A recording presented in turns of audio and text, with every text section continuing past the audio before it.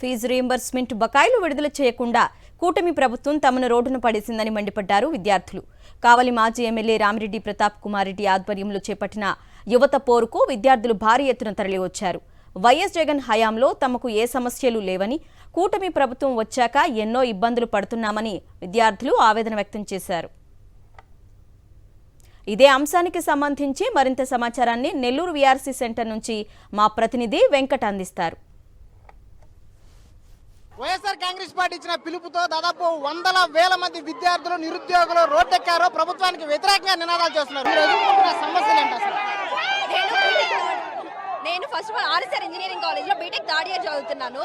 మాకు second year JVD పడాలి. మామూలుగా అయితే second year JVD instalment college instalment పడాలి. ఇప్పటి వరకు అయితే ఒక ఇన్స్టాల్మెంట్ కూడా రాలేదు. అది జేవిడి జగన్ గారు ఉన్నప్పుడు ఒక ఇన్స్టాల్మెంట్ వేశారు. ఇంకా 3 ఇన్స్టాల్మెంట్స్ పడాలి. 30,000 పడాలి.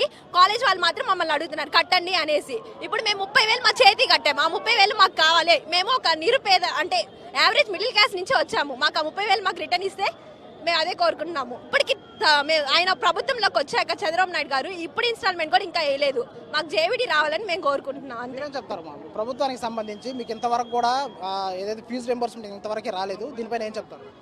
మాకు జేవిడి పడాలని ఎట్లా ఉంది? ఎందుకంటే గతంలో జగన్మోహన్ రెడ్డి మీకు ఫీజు రింబర్స్మెంట్ సకాలంలో అందజేశారు. ఇప్పుడు ఇంతవరకు కూడా ఫీజు రింబర్స్ విడుదల చేయాలి.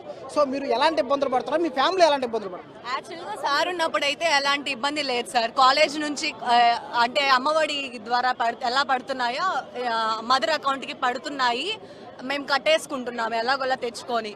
కానీ ఇక్కడ ఈ ప్రభుత్వం వచ్చిన తర్వాత ఒక ఇన్స్టాల్మెంట్ కూడా పడట్లేదు. అందుకని 30,000 ఇంట్లో నుంచి తెచ్చి కట్టుకున్నాం. చాలా ఇబ్బందిగా ఉంది.